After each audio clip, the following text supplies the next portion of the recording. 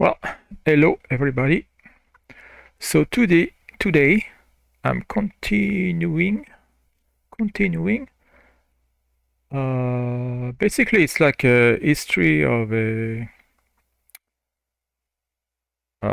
def map creation, history of def map creation software. My history, I guess I should say. So this is before AI. This is old school computer vision stuff. Before CNNs and all that good stuff. So it's like the classic algorithms. So today I'm going to talk about this one, DMAG2. So that's the second one I did. And of course I'm making this video because the code is now on GitHub if you want to check it out. So I'll give the link in the description below. Okay, DMAG2. So here I'm on my website and it's the DMAG2 page. I'll put the link to that one. And I'm not gonna read this, but it has pretty much everything you need to know about what it is. DMAG2 is a local method. What is meant by local method is that you take a window and you transfer it. You take that same window and you go to the right image and you slide that window along the skyline and you find the best match, and that gives you your disparity. So here there's a convenient link that explains those local methods. So that's the beginning of but I mean that's old stuff. Okay, so if you want to know more, please read that stuff. Okay, so there are a few methods that you can use. There's normalized cross correlation, NCC, sum of squared differences, SSD, sum of absolute differences, SAD. So if I look at this one, which is the one that's used quite a bit actually, so the sum is on a block, on a window. The U and the V is the pixel location, UV pixel location. It could have been XY. I1 is the image 1 or the left image, and I2 is the right image, and the D is the disparity. Okay. So I'm sure I'm gonna show a picture at some point, so don't worry about that. Yeah, here it is. So here you have pixel, and here the location is UV. Could have been XY, I'm not sure why it's UV, but it could be XY. X is here, Y is there. So that's your block or window, and then on the other image, so this is your UV on the right image. So you have the window that's here, and you make that window slide along the skyline from the minimum disparity to the maximum disparity. And the minimum disparity and the max disparity, they are usually given, or you can figure it out how to get them. Okay, so, and what you do is that for each possible disparity, you compute a matching cost. So for each disparity, there's a matching cost, and you pick the smallest matching cost, and that gives you your disparity for that pixel. Yeah, so here I talk about NCC, but which I don't really use. Okay, so let's move on from this. Okay, so let's go back. Okay, so DMAG2 is an implementation of the algorithm presented in adaptive support weight approach for correspondence search by Yoon et al. Okay, so let's look at this document that I wrote to explain it. It's very simple. It's like a bilateral filter.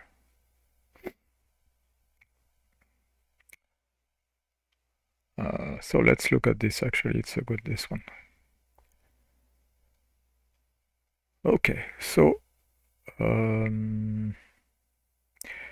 yeah, so when you compute the matching cost, so you have one block on, or one window on the left image, and you have another window on the right image. And for each disparity, you have a different window on the right image. That's shifted basically.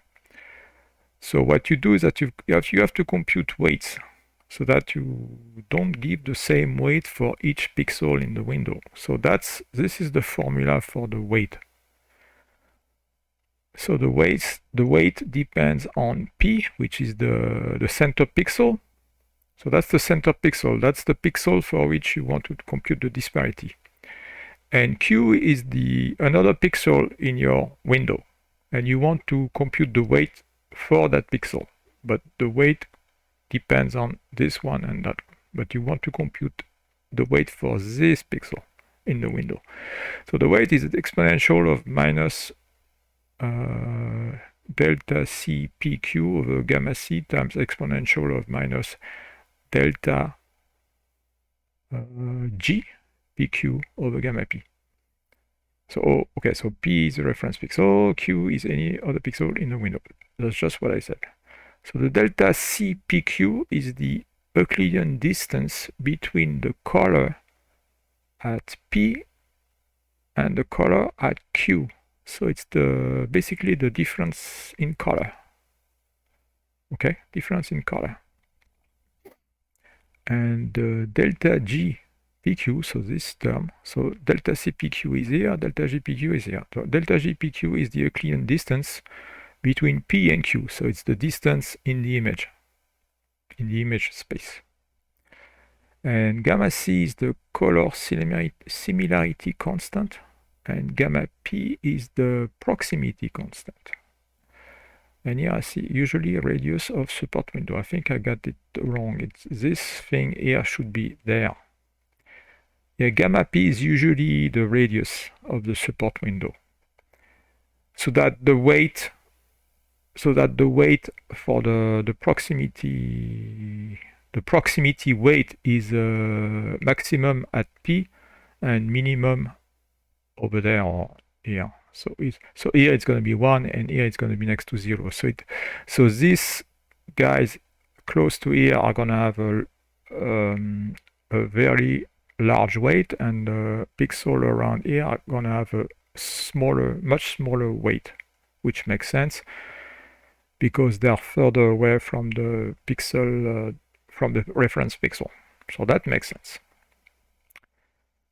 Okay, so let's move on. Okay, so this is interesting. Okay, so this is coming from the paper. Okay, so let's say that's your that's one window in your image. I think this is coming from Tsukuba, so that's the arm of the lamp. It's orange. So that's your reference pixel. It's orange. Okay, and this is those are the weights. So if it's pure white, it's maximum weight, and if it's pure black, it's minimum weight. 0. It means there's no bearing on the computation of the matching cost. So what happens is that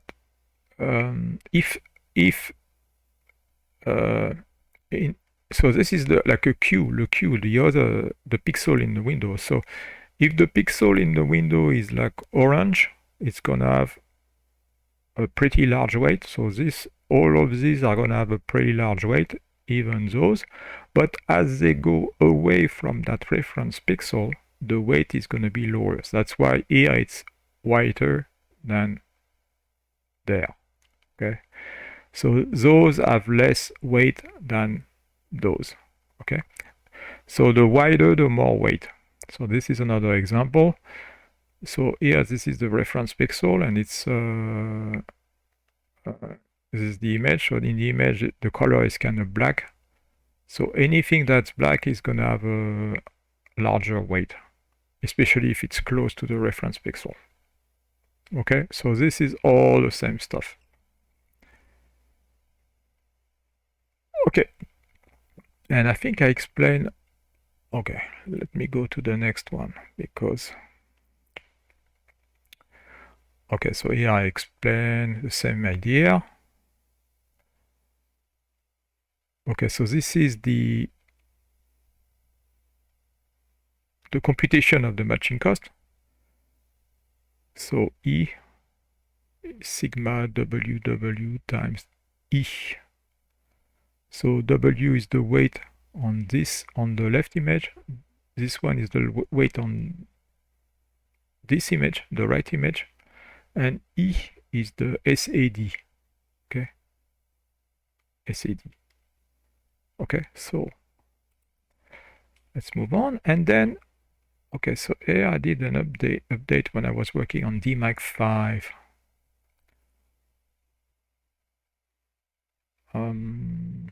Yeah, you may want to read this. This is pretty interesting. Because there is an assumption. This didn't come out of nowhere. What the assumption is when you do def-map computation is that if you have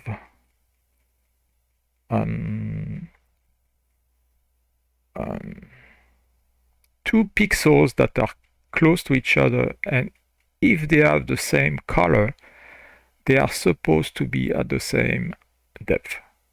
So neighboring pixels with the same color are supposed to be at the same depth. And neighboring pixels with different colors are supposed to be at different depths. That's the assumption. It's usually true, but it's clearly not always true. Like if you have some guy in the foreground wearing like a checkered shirt, so you're gonna have like white and black squares.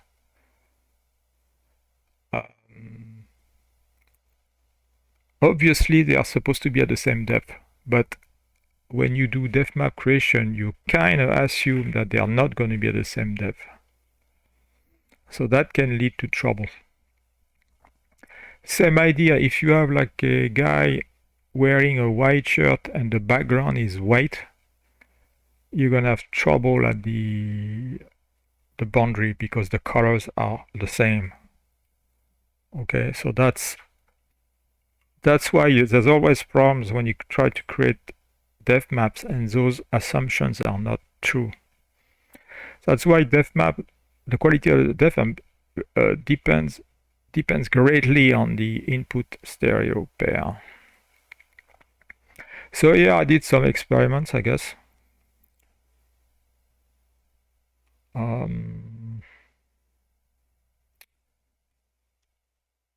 Yeah, so here the reference pixel is going to be like reddish around here. And here I'm playing on the gamma C, which is the color parameter thing. So if gamma C is very large, every pixel is going to have the same weight. It's going to be if I put like, okay, so here I did gamma P, the proximity parameter, very large, so it has no impact, so that I could show the effect of the other one. So here gamma C equal to 100 is pretty large, so the weights are going to be quite large. But if you reduce gamma C, as you can see, it gets darker. So the red area stays pretty light in color, but the other colors are going to get darker. And as gamma C goes down, you see, it gets darker and darker. So it means that, like here in this case, only those pixels will have an impact on the matching cost. Not one of those will have any say. Okay, so that's the impact of the gamma C. And you are, okay, so here I continue. Of course, you don't want to go too low. And the same idea for gamma p. Okay, here I put gamma c very large so that it has no impact, and I vary the gamma p. So if the gamma p is very large, all the pixels are going to have the same weight, which is going to be high. So it's so the weight here is not that much different from the weight there, because the gamma p is large. You don't really want that. Okay, so as gamma p goes down, this is gonna stay white and this is gonna get darker and darker. Okay, so here gamma p goes down 20 and 5. So now only this one is white, and it gets dark very, very fast as you go away from your pixel of reference. Okay, so okay, let's move on. Okay, so here I say let's go over the parameters that control DMAG2's behavior. So here I explain all the parameters that are in the input file, DMAG2 underscore input.txt.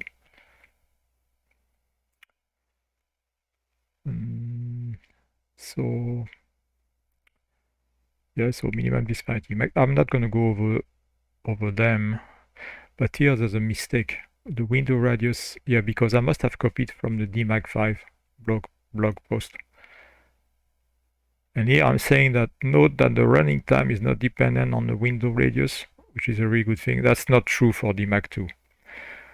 The running time is dependent on the radius. The larger the radius, the longer it's going to take. Also, the larger the span between the minimum and maximum disparity is, the longer it's going to take. So in general, if you have maybe a megapixel image, you will find that DMAG2 is quite slow. It's quite slow.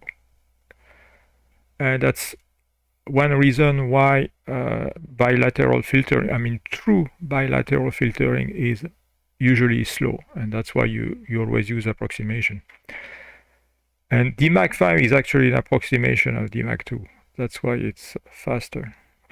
And that's why I prefer to use DMAG5 over DMAG2, or even though DMAG2 is probably more accurate.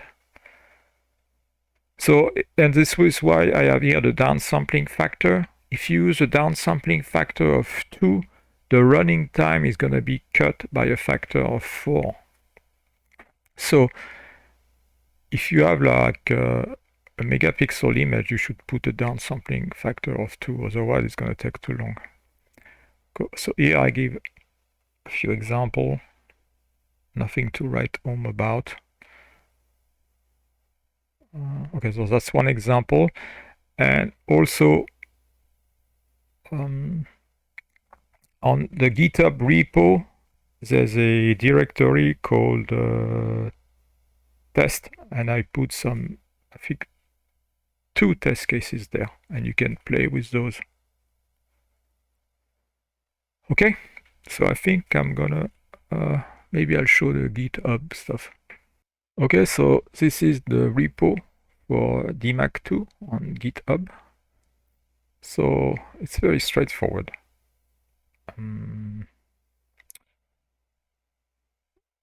So if you want to debug version, you use this makefile. If you want to optimize, you use that makefile. What else? Then you go in the main. In the main, you just make, and the test cases are here. Okay. So let's say this one. So this is the this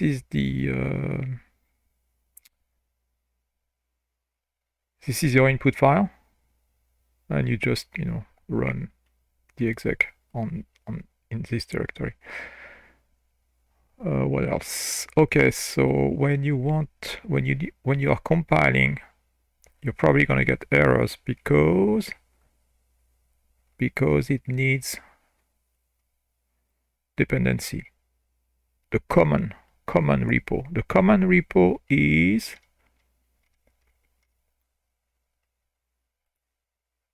don't worry, it's very easy to find. It's here, common. Okay, so you need that. So you're gonna need that for all the stuff I do. So it's very easy. You just make in each directory. That's it. Okay, so yeah, so that video was just to commemorate the fact that I put my code on GitHub. Nothing more really. So if you like this kind of video, please like, comment, subscribe, and I will make more. I'll see you around. Bye.